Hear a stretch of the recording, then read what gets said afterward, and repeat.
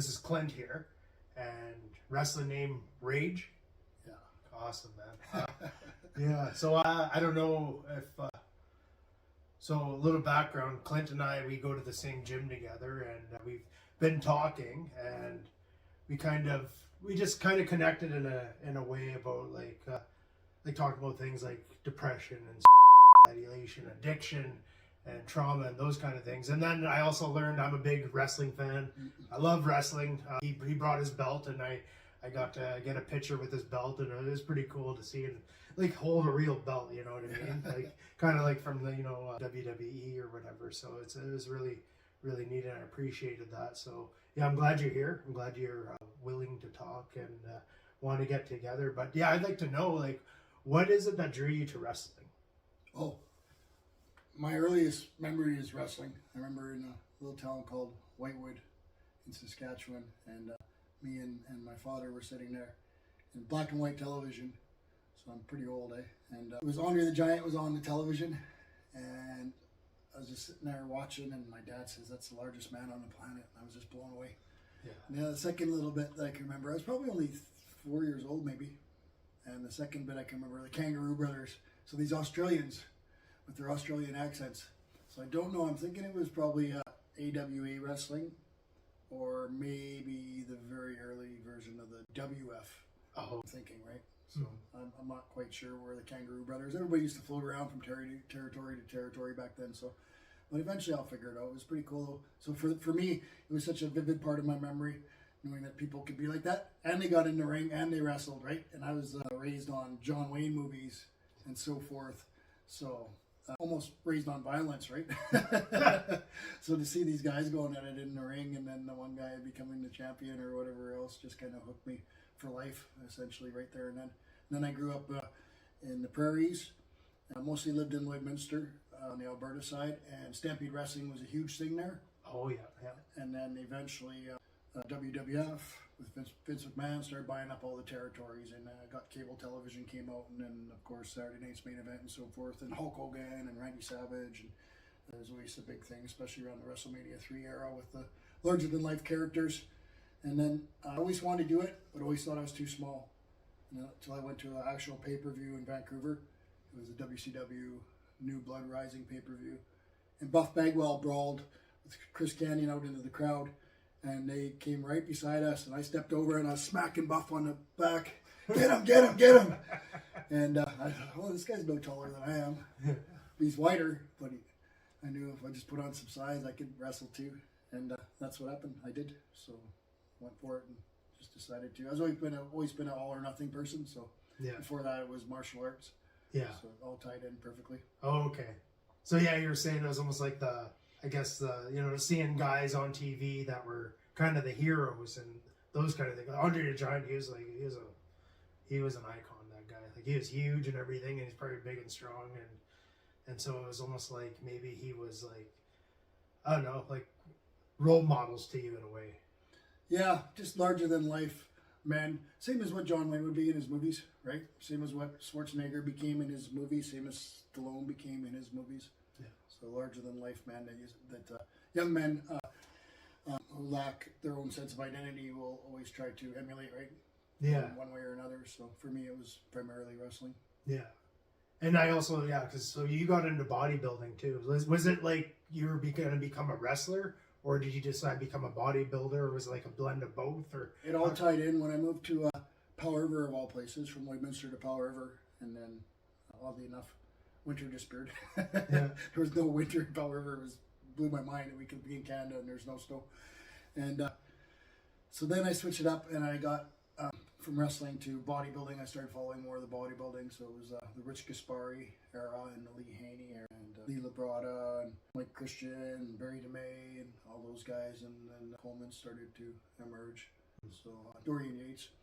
I got into the bodybuilding, but it all tied in together because a lot of the wrestlers that I liked, the Dynamite Kid and the British Bulldog and Randy Savage, Ricky Steamboat, everybody weightlifted back then. Yeah. So it was part of the package, right? Oh, okay. Yeah, so you're a fan, and then you're just like, you knew to become a wrestler, you'd have to get into bodybuilding or to succeed or to enhance yourself in that kind of way. Yeah, that's really cool. I also know when we were talking too that you did so you do corrections work, or you did. Yeah. And so, what was it like to doing that? Like to be in a prison? It's a whole other world. It changes everybody almost immediately. Yeah. Like you have to adapt so quickly to a different type of subculture.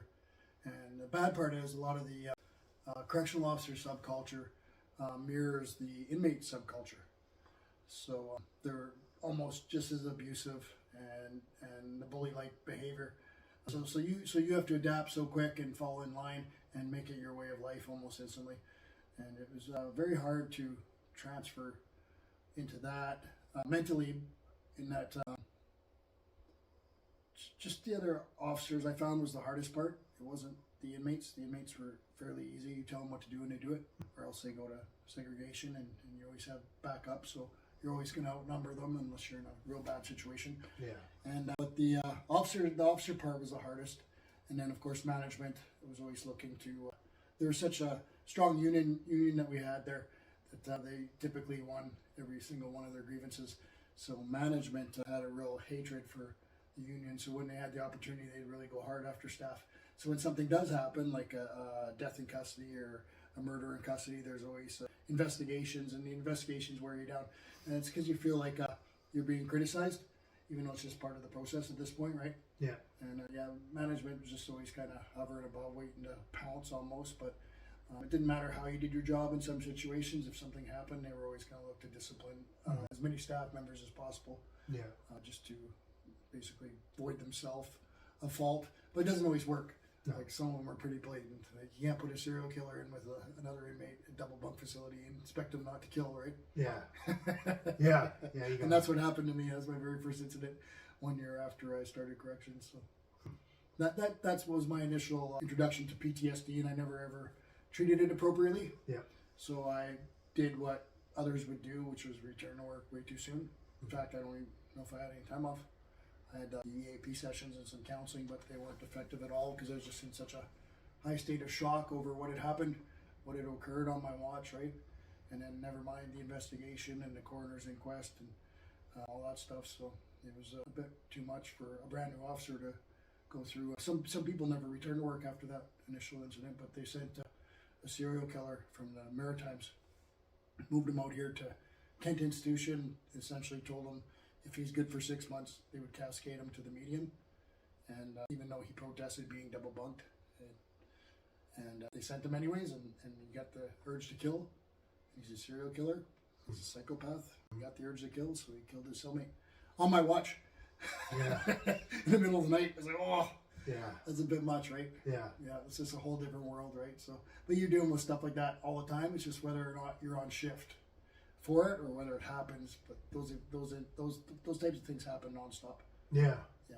So yeah, you're saying that like the culture of it affects like there's the inmates and then there's the people that are working with the inmates, and you're all affected like kind of in a similar way.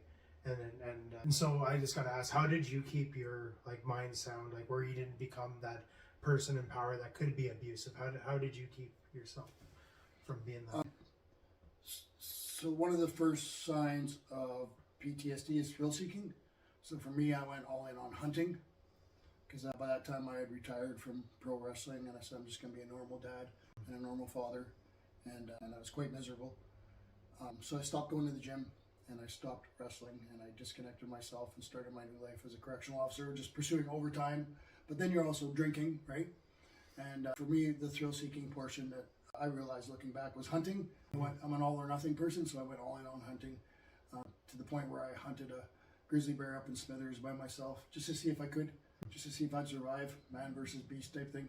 Of course, man always has the advantage with our long-range sniper rifles, right? But yeah.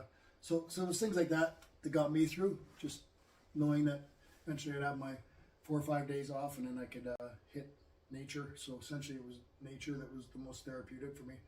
Just being out there. Most times when I hunted, even though I was so goal driven in that world, I didn't care if I got anything. I just liked being out and about, right? Listening to the birds and being in the trees.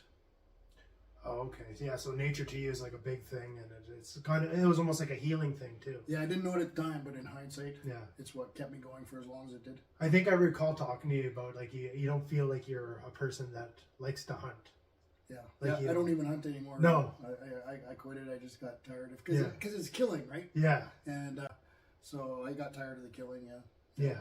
And so it was just maybe the piece that you got of it was the nature piece and the Yeah. calm and the serene. And, Yeah, that's what I should have been pursuing, but at the time I was so goal driven, yeah. right? So it was like I got to do this, but then it became Yeah. just being out there. I should have been out there with the camera. Yeah, out there with the cameras, looking for shooting with the camera. Yeah. I mean, everything I harvested, if you call it harvest, instead of kill, I ate. So, I mean, my freezer was always full without exception. That's pretty exceptional for a white hunter to have a full freezer. That was very good. So yeah, it wasn't a trophy thing. It was like, fill your freezer, feed your family. Yeah, but I spent a lot of money and a lot of hours out there, right? Yeah. So I'd just go every set of days off. I was gone, right? Yeah. But also it was something I could do with my family. So I brought my 2 kids with me Oh, okay. quite often, yeah. Oh, okay. Boys, girls? My girl Bailey did the majority of it, and then later on my son, yeah. Oh, okay. Cameron, yeah. Oh, very cool. Very cool. So bodybuilding, it's like a visible strength. It is something like you look like a guy that's like, you're pretty strong. You got good definition. I see the arms of this guy. It's like, it's like the pythons, kind of thing, like Hulk would say. But what does strength look like in ways that people can't see? I would say everything comes down to resiliency and working on your resiliency. And then I think the true strength is when you start to share those skills with other people, because then you're not quite as self-absorbed. Mm-hmm. But also true healing comes from sharing and helping other people. So, but strength-wise, I think for me, I practice as much stoicism as I can, Mm-hmm. not letting things affect me as much as they could, because I'm an overthinker and I have PTSD, so it's fight or flight almost all the time for everything. So I try to be as stoic as possible, Mm-hmm. which can also harm you in that sometimes people aren't hearing what you're saying because you're a little bit too stoic. So if you're saying I'm struggling, they don't know how badly you're struggling. Yeah. That's the downside to all that. Some people would say that being stoic and pretending things don't affect you Mm-hmm. is strength, but that's not true. Being vulnerable Yeah. is strength. Mm-hmm. Yeah. I 100% agree. And